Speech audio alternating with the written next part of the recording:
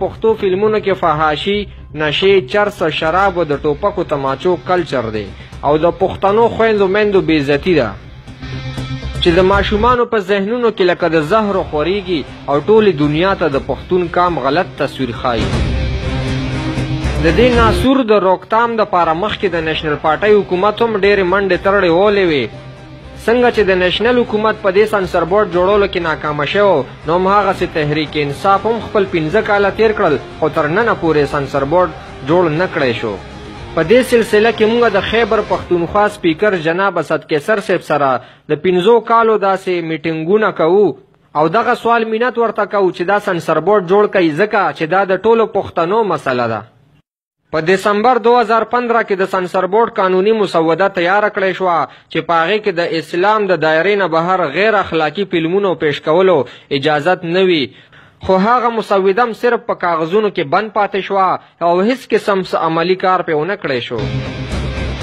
په 2016 کې موږ یو ځل بیا سپیکر صاحب سره په دې سلسله کې میلاو شو او هغوی ته مو دا درخواست وکړو چې څومره زر کیدی شي په دې ناسور د مکمله پابندي ولګي. سپیکر صاحب موږ سره وعده وکړه چې زر تر زره به سنسر بورډ تیار شي او د پښتو فلمونو نه به د فحاشۍ او د نشو تماشو د پښتنو د بدنامولو دا سینونه ختم کړی شي. دا سنسر بورډ ته کوم مسوده چې راغلې ده دا هم په دې وجه راغلې وه چې دا کوم ولګریټي ده او دا چې کوم پښتو د کلچر په نوم باندې چې کوم د پښتو کلچر خلاف یو مهم روان دی. په دې وجه موږ دا مسوده پیش کړه او موږ قانون د دې لپاره پاس کړی او زه اوس د دې حوالې سره چې نو پلوس چې کوم اعلی حکام دي او IGP سره او بیا ورسره چې نو کلچر ډپارټمنټ سره چې نو انسټرکشن ورکوم ورته د دې خلاف اکشن وکړي. د سنسر بورډ تیاریانې مکمل شوې او په صوبه کې د متعلقه قانون خلاف ورزۍ خلاف 10 लाख جرمانه او 3 سال قید سزا به ورکول کېږي او د بورډ د اجازت نه بغیر به سټیج شو یا فلم نه پیش کېږي چې په دې کار باندې موږ د سپیکر صاحب ډېره زیاته شکریه ادا کړه. خو بیا وروسته خبر شو چې سپیکر صاحب هم پښتنو له هسې لکه د نورو سترګې تورې کړي دي او د تېرو 6 کالو نه تر اوسه پورې سنسر بورډ جوړ نه شو او بغیر د اجازت نه او بغیر د سرټیفیکیټ نه د پښتو فلمونو او شوګانې کلم کله فحاشه چلیدې. مونږ یو ځل بیا سپیکر صاحب سره میلاو شو چې مسله حل نه شوه او سپیکر صاحب مونږ له تسلي راکړه چې جنوري 2017 پورې به مکمل شي. مونږ نه صرف سپیکر صاحب سره د دې باره کې ملاقاتونه کول بلکې په میډیا، اخباراتو، سوشل میډیا هم د دې مکمل مخنیوی کړی دی او فلم سازو ته مو بار بار دا ویلي دي چې غیر اخلاقی فلمونه جوړولو نه پرهیز وکړئ. په دغه دوران کې د پښتو یو ګنده فلم راغی چې ډایرکټر یې لیاقت علي خان. دا د پښتو یو داسې فلم و چې د فحاشۍ حدونه یې کراس کړل او د پښتون نوم یې په ټوله دنیا کې وشرمو. د سپیکر هاوس ته لړم او سپیکر صاحب ته مې دغه فحاش کلیپونه وښول چې دا د پښتو فلم دی. د پښتو فلم معیار تر دې حده ورسېدو. مخکې دې چېرته کړي څه سیکس نور څه ما ووی کپړې وباسه. سپیکر صاحب چې دغه کلیپونه وکتل نو لاس یې غوږونو له یوړل توبې ویستې او ما له دا تسلي راکړه چې زر تر زره به د دې خلاف مکمل اکشن اخیستی شي او زر تر زره به سنسر بورډ جوړیږي او په دې فحاشه فلمونو به مکمل پابندي راشي. خو خبر نوم چې د دغه فلم ډایرکټر لیاقت علي خان ته هم د خیبر پښتونخوا د حکومت د طرفه د کلچر ډپارټمنټ له طرفه ایوارډ او پیسې ورکړی شوې. هغه پیسې کم چې د کلچر ډپارټمنټ له طرف نه فنکارانو ته منظورې شوې وې. په 14 اګست 2017 موږ سپیکر صاحب یو ځل بیا میلمه کو او دغه مسله مو ورته وړاندې کړه.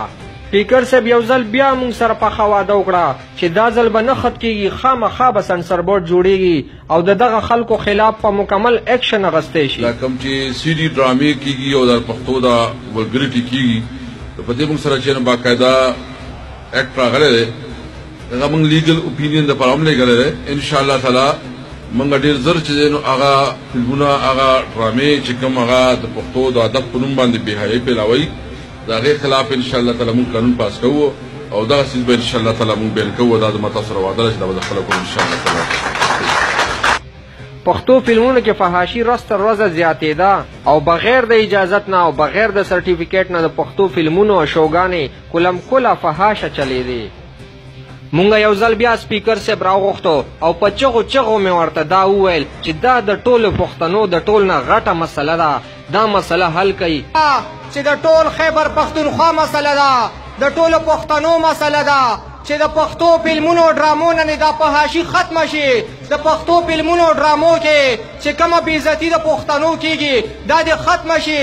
په دې باندې ما مخکې سپیکر صاحب سره خبرې کړې وې، خو سپیکر صاحب په هغې باندې ایکشن هم اخیستی. خو زه وایم چې اختتامي خبرې په دې باندې وشي.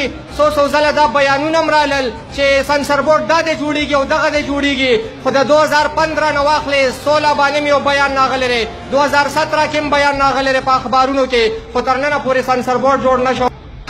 تا دغه وکړه د سنسر بورډ وکړه. سنسر بورډ باندې هم چې نو دغه سره خبرې وکړې. په دې فروری کې به انشاءالله تعالی که خدای ته منظوري او ژوند دي خیر انشاءالله تعالی په دې فروری کې به دا قانون پاس کوم انشاءالله تعالی.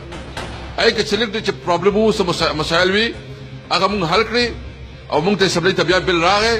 اوس 12 باندې زمونږ اجلاس دی، نو په 12 13 14 15 دې کې به انشاءالله تعالی دا بل پاس کوم او پښتانه به د دې لعنت بچکو خلاصوم به انشاءالله تعالی. دې ځوانانو ته یو غلط چې زموږ کلچر پیش کوي او ټول دنیا ته زموږ غلط کلچر پیش کوي او بیا چې کوم فحاشي پکې کوي، دې کلچر نه مونږ د برات اعلان کوو. دې کلچر سره زمونږ هېڅ تعلق نشته. په دې به سنسر بورډ جوړوم انشاءالله تعالی او دا به کوو که خیر وي. په دغه دوران کې سپیکر صاحب مونږ سره یو بله واده وکړه چې په 13 14 15 فروری 2018 باندې به مکمل کار وشي او دغه لعنت په مکمل ختم شي. اخر دا چې 15 کاله تیر شو خو افسوس چې دغه مسله حل نشو. د سپیکر صاحب دغه ټولې وعدې دروغ وختې. وایي په تمه تمه به دې مړ کړم، په تمه تمه به دې مړ کړم او نه به دې یار کړم، نه به درکم جوابونه. سپیکر صاحب مونږ له صرف دا جواب راکړی چې تاسو کومې وعدې وکړې هغه ولې دروغ وختې او ستاسو په 15 کالو دور حکومت کې هم سنسر بورډ جوړ نشو. اخر څه وجه ده؟ دغه وجه پښتنو ته پیش کړئ. سیاسي لیډران د خپل سیاست کوي او د دروغو وعدې دې کوي، خو مونږ عام پښتانه به همت نه بایلو او د هر ظلم خلاف د هر ناسور خلاف په جنګیږو. په اخره کې یو ځل بیا وایم چې زما د دې راپورټ مقصد د چا اختلاف نه دی، نه د یو سیاسي پارټۍ اختلاف دی. زه په خپله د یوې پارټۍ سره تعلق نه ساتم، خو د خپل واکدار نه تپوس کول دا زموږ د ټولو فرض دی. په دې کې د اختلاف یا د خفګان هیڅ هم نشته. ستاسو د ټولو ډیره مننه او سپیکر صاحب ستاسو په تمه یم چې ماله به جواب خامخا راکوي. ډیره مننه. ګرانو مینوالو، ډیره د افسوس خبره ده چې پښتون نن په هر ځای کې بدنام دی. هغه وجه هم دا ده چې اکثر د پښتو فلمونو، ډرامو، سټیج شوګانو او د ګانو بجانو کیسټو کې زمونږ د پښتو بعضې اکترانو، ګلوکارانو او بعضې شاعرانو د یو څو پیسو دپاره زمونږ د پښتو ژبې او د پښتون کلچر نه جامې ویستې.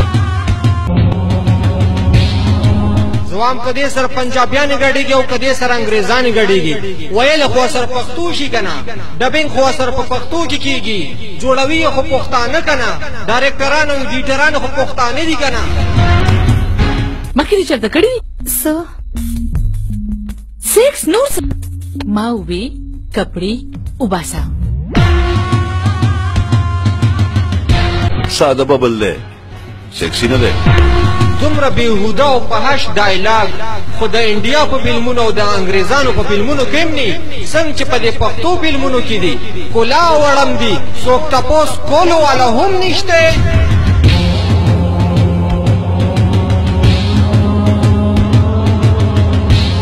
د خیبر پښتونخوا حکومت چې د سنسر بورډ دپاره کومه مسوده تیاره کړې ده، مونږ د هغې د زړه د تل نه مرسته کوو او حکومت ته په دواړه لاسه سلام پیش کوو او دا درخواست ورته کوو چې زر تر زره په دې باندې دې عمل وکړی شي، خو د یوې خبرې خیال دې وساتلی شي چې په دې سنسر بورډ کې داسې کسان واچېږي چې د آینده دپاره هغوی غلط فلمونه، فحاشي، ټوپک زما قانون یا داسې قسم وایرس خواره نه کی چې په هغې ته زمونږ د پښتون بچي ته نقصان رسی یا په هغې باندې زمونږ لمن داغي کیږي ځکه چې مخکې هم داسې یو سنسر بورډ مقرر شوی و خو په هغې کې هم داسې کسان را واچېدل کومو چې دا فحاشي خوروله او کومو چې دا فحاشي جوړوله